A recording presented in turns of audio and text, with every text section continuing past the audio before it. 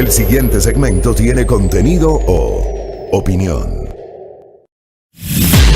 La entrevista en A Primera Hora. Analizamos los hechos del momento junto a sus protagonistas.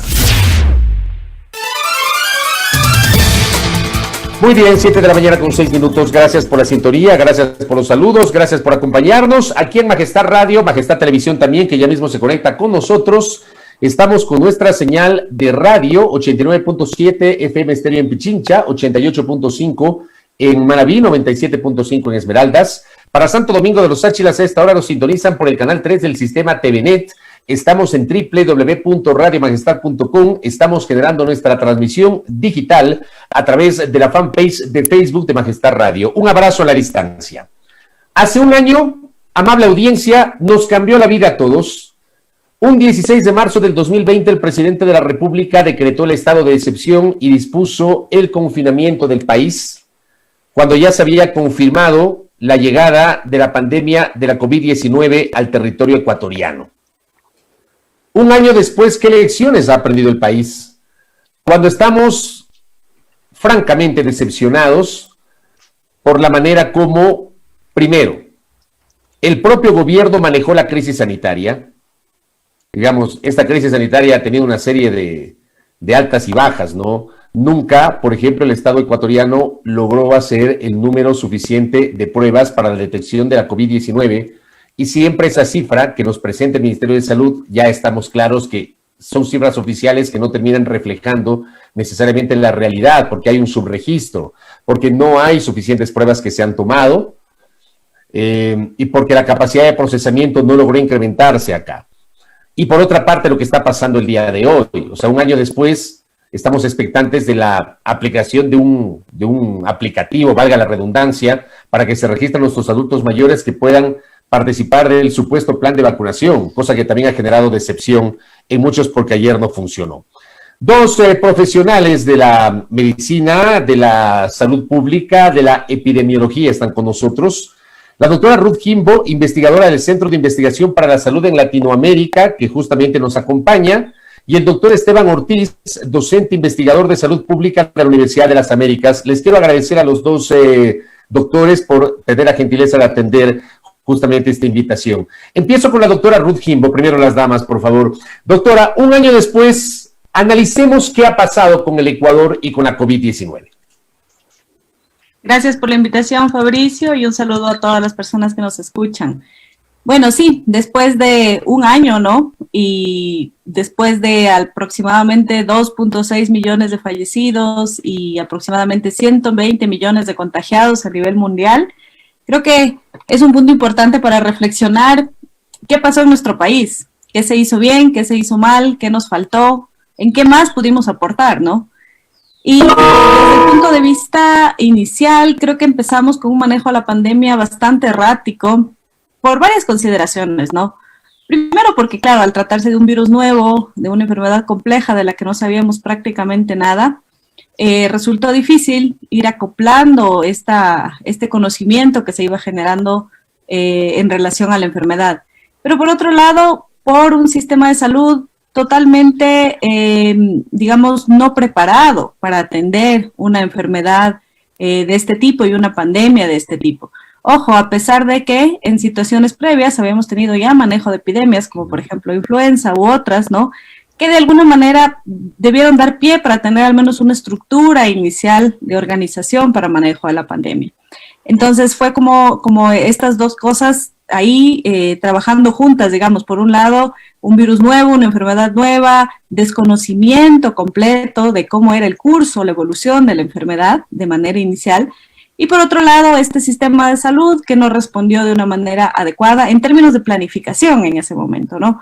Yo creo que a diferencia del resto del mundo, para los países de Latinoamérica hubo un tiempo en el que pudimos haber hecho mucho en términos de planificar, de organizar y de generar ciertas medidas que hagan que el impacto sea menor. Eso como una primera impresión. La misma primera impresión le quiero pedir a Esteban Ortiz. Doctor, qué gusto, ¿cómo le va? Muy buenos días a todos, Fabricio, Ruthcita, qué gusto estar siempre contigo aquí en estos paneles. Ruth siempre tan clara, ¿no? Tan clara, tan amable, tan nos da tanta luz. Pero sí, a ver, yo me sumo a lo que dijo Ruth, ¿no? Yo creo que sí, a ver, hablábamos de una enfermedad nueva, definitivamente una pandemia, no creo que ningún gobierno o estado sabe cómo manejarla desde el inicio, pero si en algo yo tengo que ser sumamente crítico a la gestión del Ecuador, a ver, hay muchos temas, pero seguramente lo que más a mí en lo personal me molestaba era la falta de transparencia y la falta de claridad y honestidad, porque una cosa es un mensaje de la máxima autoridad sanitaria diciendo que tenemos una enfermedad que está próxima a llegar al Ecuador y que seguramente tendremos que hacer muchos esfuerzos para contenerla, pero la otra es decir que estamos listos y aquí no pasa nada y que la enfermedad esta la tenemos bajo control. Entonces yo creo que desde el inicio de la pandemia lo que más me llama la atención es la deficiencia comunicacional que existe entre la autoridad sanitaria y la población en general, ¿no? Hay muchísimas aristas por las cuales seguramente con Ruth podríamos ir tocando errores y ver qué pasó, qué se pudo haber hecho mejor, pero yo parto desde la comunicación, en salud pública, en todo lo que es política pública destinada a la salud de los ecuatorianos. Yo creo que ahí fallamos muchísimo. Imagínate que pudimos haber tenido una conexión tan fuerte con la autoridad sanitaria y pudimos haber recaído toda nuestra preocupación en una autoridad sanitaria que era clara con los ciudadanos y que nos exponía a nosotros todas las falencias del sistema, pero que nos iba a decir que con A, B o C estrategia íbamos a tratar de salir adelante. Yo creo que eso nunca se dio y básicamente el discurso que marcó la pauta de todo el año de pandemia fue: aquí no pasa nada, aquí todo está bajo control, cuando la gente, la comunidad científica y la población en general lo percibíamos de otra forma, ¿no? Entonces yo creo que por ahí hubo uno de los errores principales que yo puedo decir que marcó toda la pandemia y lo sigue haciendo hasta ahora, como es el ejemplo de lo que tú decías de la página web, donde básicamente todos estamos esperanzados en una comunicación efectiva y el día de lanzamiento, pues la página no vale, ¿no? Entonces yo creo que esos errores son como que la antesala de lo que seguramente podemos ir viendo a lo largo de esta entrevista, mi querido Fabricio. Doctora Ruth Jimbo, ¿qué lecciones ha aprendido el país un año después? ¿Estamos más preparados que hace un año o definitivamente nos falta muchísimo todavía?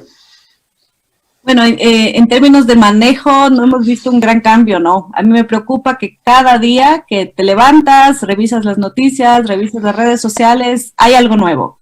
Y eso es en realidad bien complejo porque hasta la fecha, en las 4 funciones que la autoridad sanitaria requiere manejar, que son gobernanza, financiamiento, regulación y provisión, todavía vemos errores.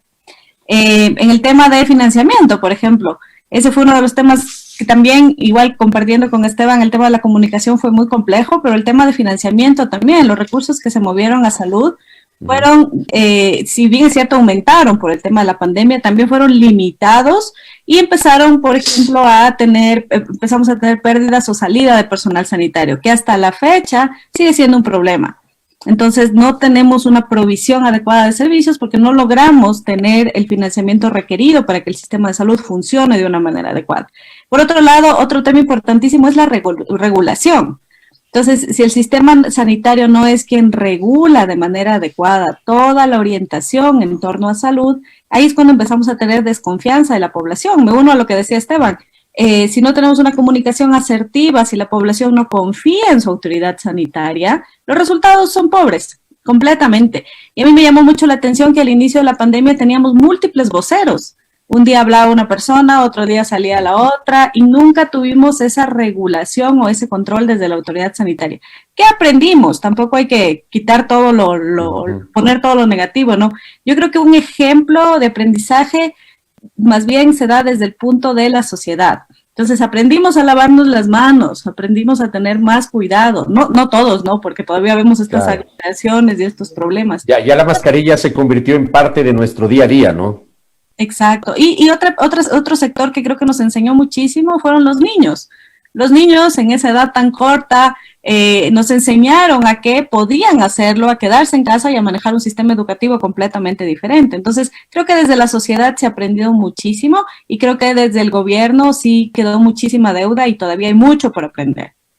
Doctor Esteban Ortiz, el tema de los testeos, por ejemplo, yo hace un par de semanas en este espacio, yo daba cuenta de que con el tema de la vacunación y la expectativa que se ha generado, me daba la impresión y me sigue dando la impresión de que ya poco o nada se habla sobre los testeos y seguimos siendo deficitarios sobre el número de testeos para poder detectar los contagios del nuevo coronavirus, doctor. Sí, bueno, a ver, aquí hacemos nuevamente una retrospectiva, ¿no?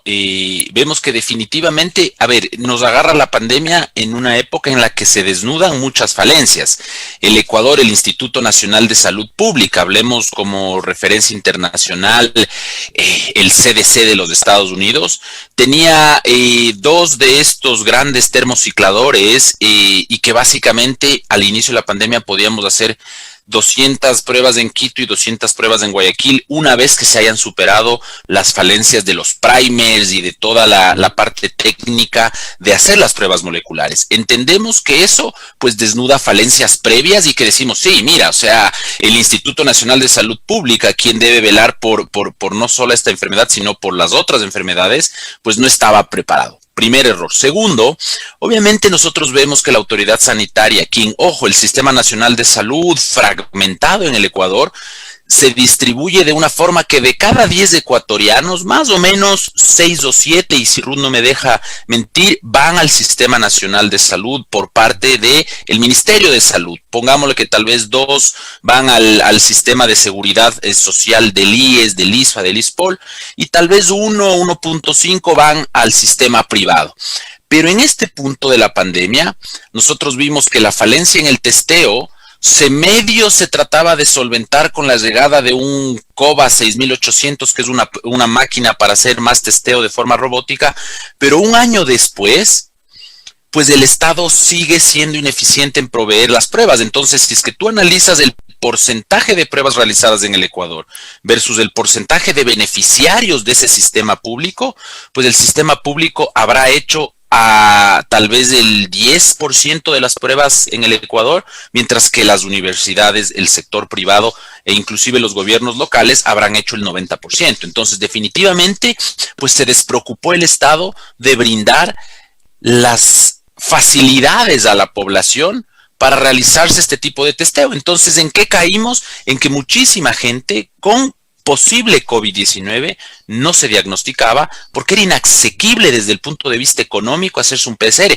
Acuérdate que en lo peor de la pandemia un PCR podía costarte $120, ¿no? Entonces 140 en otros lados, y en lo más barato por ahí $80-90, y las universidades hacíamos gratis, pero en poblaciones tal vez alejadas de la zona urbana, ¿no? Hoy un año después tú encuentras la PCR más barata en $40, pero en una universidad, y luego tienes, por ejemplo, en laboratorios lo más barato que encuentras son $69, pero es un precio alto. O sea, si tú quieres que toda tu familia se haga una prueba PCR, es un billete, pero fuerte, doctor. Es un gasto de bolsillo definitivamente muy grande, y es un gasto de bolsillo que tal vez tú, yo y Ruth, y tal vez los grandes afortunados que tenemos un trabajo, podríamos en una emergencia costearlo, pero la gente que más se muere, la gente que más lo necesita, pues lamentablemente no va a poder costearse una prueba de PCR. Y lo que peor y ya para entrar en la objetividad, estamos en el puesto 149 a nivel mundial de los países por pruebas per cápita, por debajo de Bolivia y por debajo de Zambia en África, ¿no? Entonces eso nos dice que definitivamente en pruebas diagnósticas pues nos hemos sacado un bombero, ¿no? Un cero, y seguramente habrá todavía mucho que aprender. Ruth Jimbo coincide con esa visión de Esteban Ortiz. Sí, justamente el tema de pruebas diagnósticas era uno de los grandes limitantes al inicio y continúa siendo un gran limitante ahora, en la actualidad, ¿no? Lo que dice Esteban, lastimosamente en este punto, quien tiene un poder adquisitivo puede realizarse una prueba. Y eso, desde cualquier punto de salud pública, es un tema complejo, ¿no?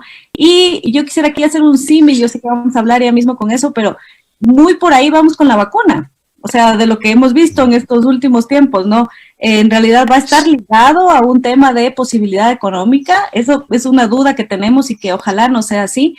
Entiendo que las universidades han logrado solventar de una manera importante este tema que de todas maneras era una competencia completa de la autoridad sanitaria y que a la final en lo que impacta es en los resultados epidemiológicos, porque si no tenemos pacientes rastreados, pacientes que son evaluados o pacientes que tienen la posibilidad de ser testeados, a la final esto se va a reflejar en una cantidad mayor de casos, porque estos pacientes no tienen, muchos de ellos asintomáticos, no tienen las precauciones requeridas para poder tomar medidas de aislamiento, ¿no? Entonces, a la final, el testeo, que desde el inicio a nivel mundial se dijo que era uno de los pilares más importantes, testear, fue una falla que hasta ahora la mantenemos.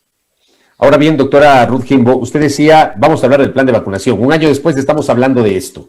Lo de ayer fue un desastre y generó una gran decepción en nuestros adultos mayores. Esto va de la mano con el privilegio, porque no se ha convertido en un derecho, se ha convertido en un privilegio de unos pocos. Este que ha sido un país históricamente un país de castas, resulta que ratifican que es un país de castas y que solamente hay una clase privilegiada que ha logrado acceder a la vacuna.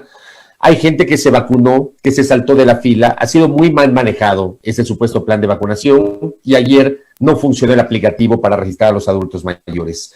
¿Qué sensaciones le deja a usted, doctora Ruth Jimbo? Sí, bueno, esta es una preocupación que desde hace rato ya la teníamos pensada, ¿no? Y un poco sabíamos que tal vez iba a pasar algo así.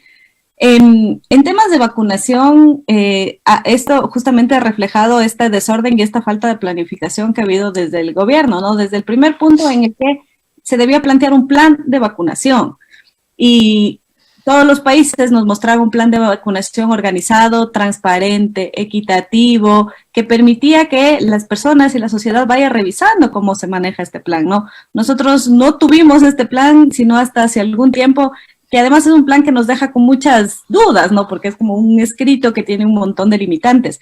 Algo que yo quiero recalcar en el tema del plan es que en la mayoría de países el plan de vacunación ha sido un plan que ha reunido la experiencia de muchos científicos y de personas de la sociedad científica que permite hacer un plan adecuado, objetivo, y en el país no conozco que haya existido un proceso participativo para generar un plan de vacunación. Y eso se refleja en que este plan, que no fue adecuadamente planificado, con la llegada de las vacunas, que además es una llegada muy a cuentagotas, digamos, va llegando poquito, no refleja una organización completa. Y lo que vimos ayer fue justamente esto, ¿no? Cómo se refleja esta falta de organización y planificación del plan. Pero más allá de eso, esta preocupación de ayer con la página, que fue un completo desastre, nos preocupa cada día ver esta lista de vacunados VIP, que se le ha llamado, estas personas que están fuera de la lista y que se han vacunado. Y en realidad eso nos hace ver nuevamente que manejamos un sistema de salud que sigue siendo corrupto y siguen manejando personas que no están como prioridad específica y que ayer lamentablemente, a mí lo que más me parece complejo es que tengamos que explicar por qué está mal, porque lo hemos normatizado. Ayer veía un montón de mensajes en las que las personas se defendían, las personas que fueron vacunadas sin ser su turno, porque no es que no deben ser vacunadas, pero todavía no era su momento. Pero se saltaron la fila, y lo pues que ese es el problema. Exacto, pero lo que a mí me preocupaba era que tengamos que explicar por qué está mal. O sea, se ha normatizado tanto esto que está bien según estas personas, que eso me deja así como un muy mal sabor de cómo sociedad estamos en el país. Esteban Ortiz, ¿por qué no podemos ser como Chile? ¿Ah? Pregunto. Bueno, a ver, yo creo que no podemos ser como Chile porque hay muchos factores que nos anteceden como país. Yo creo que una inequidad mucho más marcada que en Chile. Entiendo yo que Chile tiene muchos problemas de inequidad también, pero tal vez partimos desde la educación inicial y yo creo que desde un Estado fuerte que independientemente del gobierno de turno logra responder a las distintas necesidades que van saliendo. Aquí yo hago una reflexión en relación a lo que decía Ruth. A ver, toda esta estrategia de vacunación pudo haber sido, digamos, consolidada con un frente académico que pudo haber brindado el apoyo al Estado. Aquí viene un problema de base. Los colegios médicos y las federaciones médicas son usualmente entes políticos que no tienen un rol de asesoría científica. La Academia Ecuatoriana de Ciencias básicamente ausente.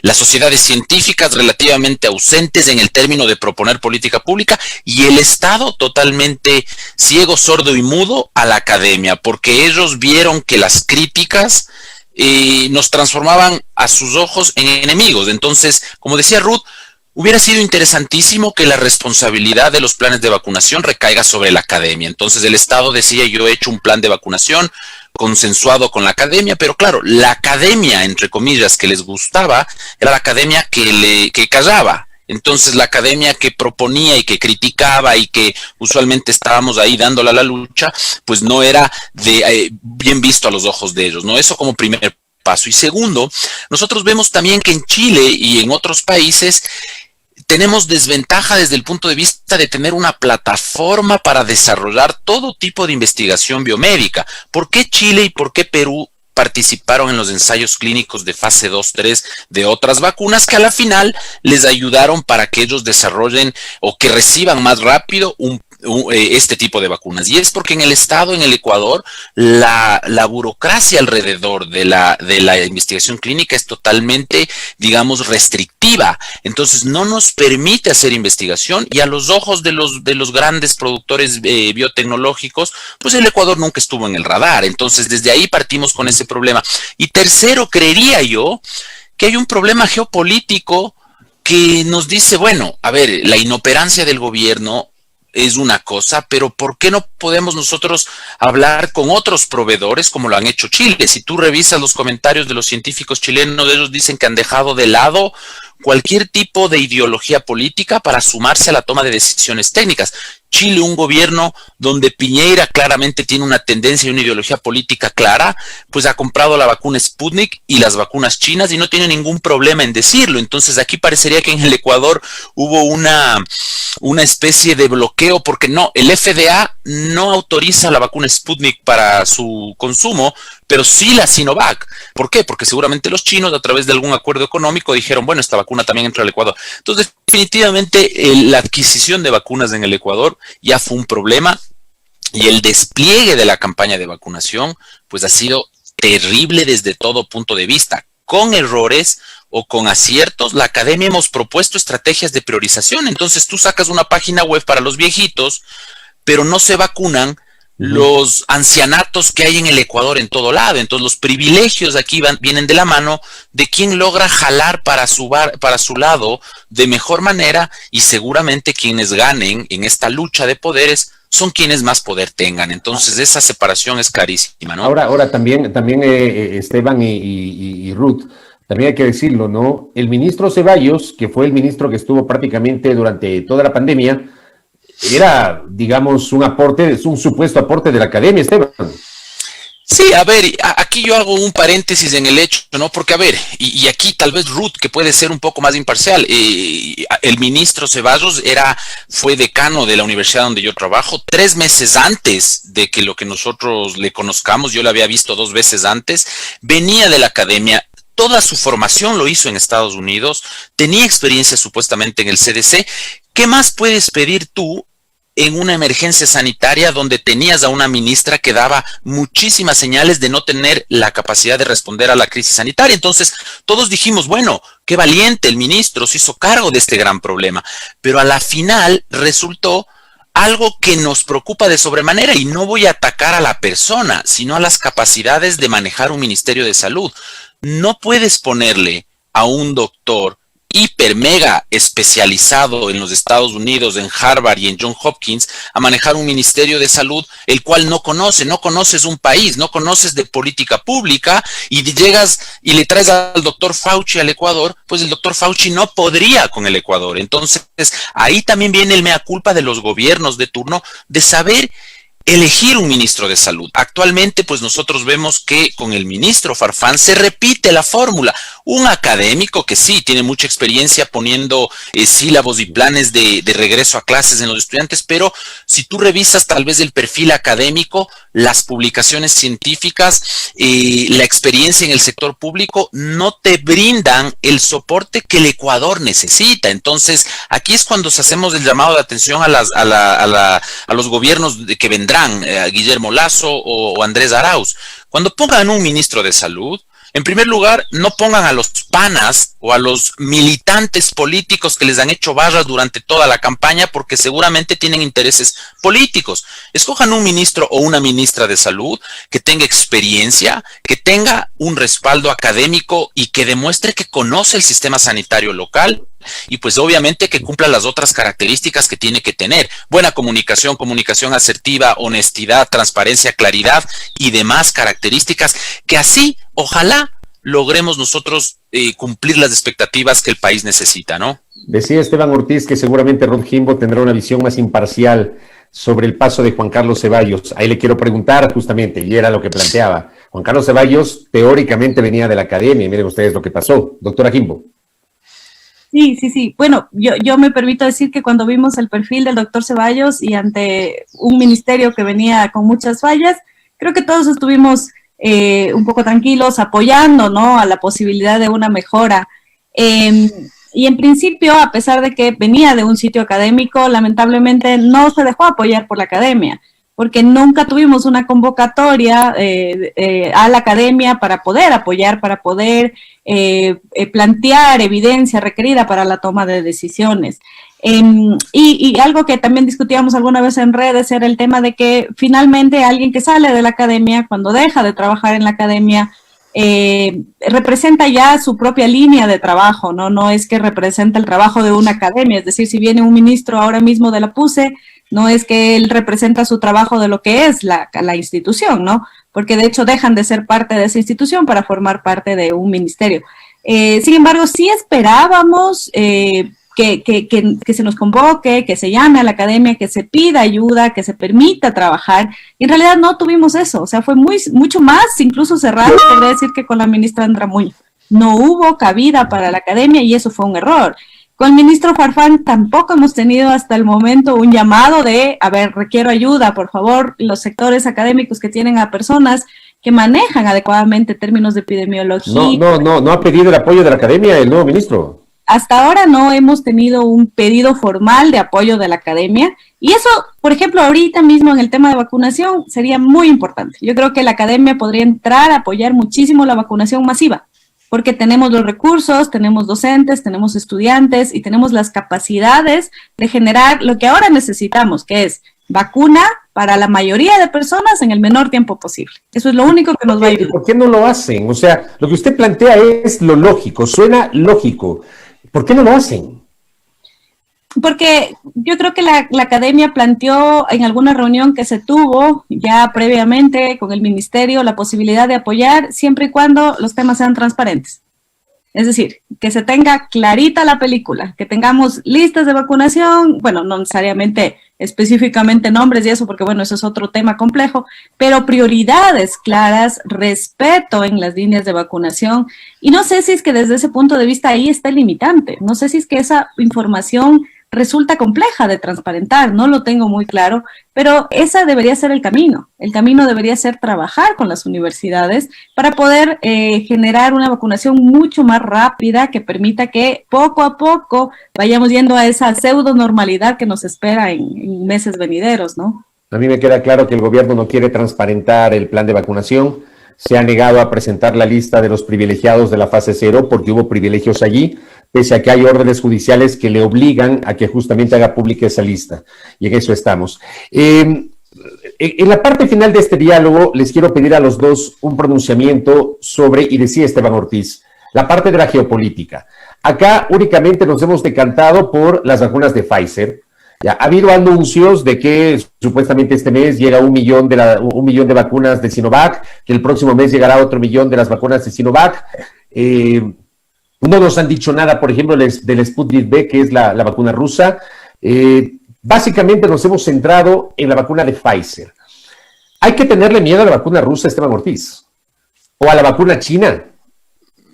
A ver, definitivamente no. Yo creo que aquí, a ver, al inicio y aquí es la parte de nuestra objetividad como académicos, porque con Ruth compartimos espacios, digamos, de diálogo y diversos. Yo he discrepado con muchísimos colegas en muchos términos, igual seguramente Ruth, pero en algo estamos de acuerdo la gran mayoría de académicos, es en que tomamos la información lo más responsablemente posible. Cuando Sputnik V fue la primera vacuna registrada, había un comunicado de prensa y no había investigación científica publicada, entonces teníamos un poquito de resistencia a creer que la vacuna es tan bonita como la venden. Fue la primera en registrarse, creo que ahí también hubo un movimiento geopolítico por parte de los rusos, fue la primera que en teoría recibió aprobación en Rusia, entonces no llegaba la información a Occidente, entre comillas, pero poco a poco las vacunas y las plataformas de desarrollo de las vacunas, que son ya muy eficientes,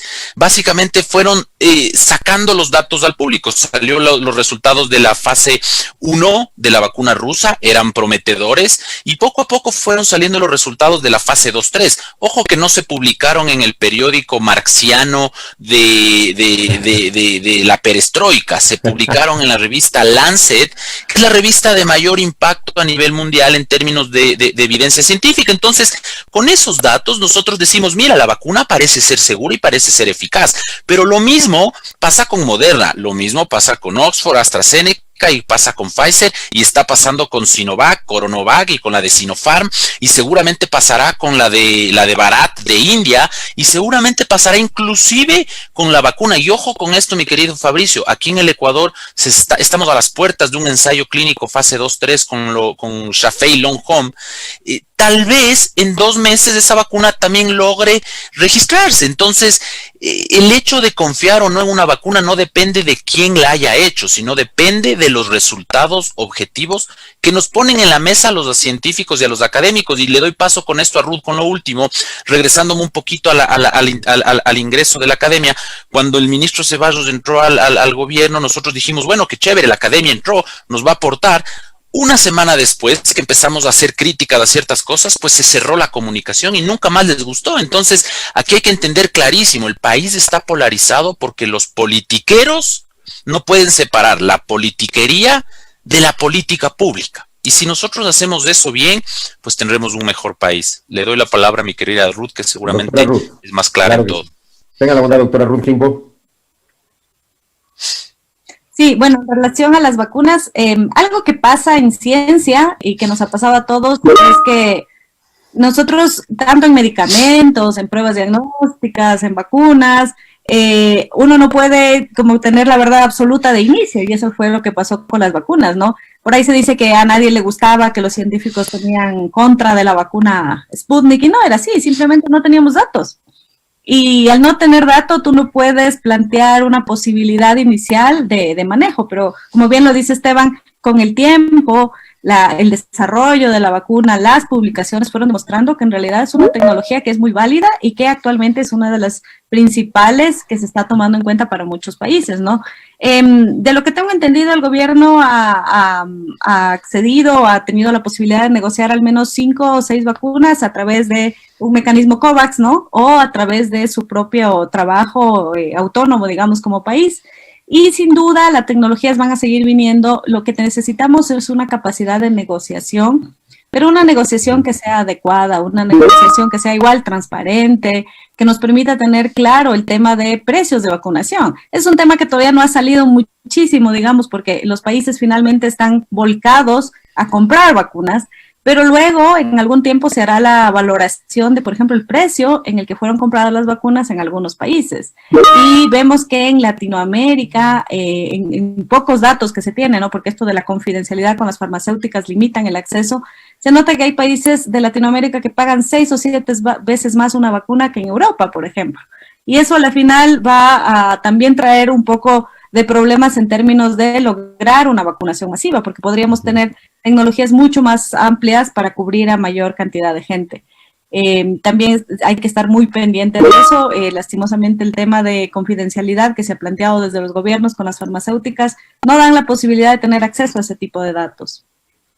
Correcto. Les quiero trasladar una inquietud que recibí, ¿no? De un oyente y les traslado a los dos. Dice, ¿por qué para hacer incidencia no, desde la academia ustedes, por ejemplo, no integran un observatorio? Podría ser con el apoyo de la Defensoría del Pueblo, nos dice un oyente. ¿Por qué no pensar en un observatorio, doctores? Esteban Ortiz.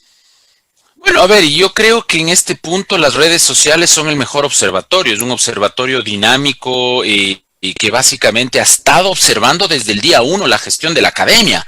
Yo te digo esto, me acuerdo, me transporto un año atrás cuando yo al entrar a una radio salía el ministro Martínez de la radio y yo le saludé, no me respondió, pero le increpé, le dije, oiga, no hay tomógrafo en el Eugenio Espejo, ¿cómo van a mantener esta pandemia? Y no hubo ningún saludo. Entonces, yo creo que la academia en este punto estamos enfocados en tratar de brindar datos. Es difícil lograr, a ver, yo entiendo que muchas veces la crítica tiene que transformarse en propuesta, pero hemos hecho propuestas de todo tipo y lo único que no encontramos es el mecanismo por el cual ese observatorio se haga viable, ¿no? Pero yo creo que a la final,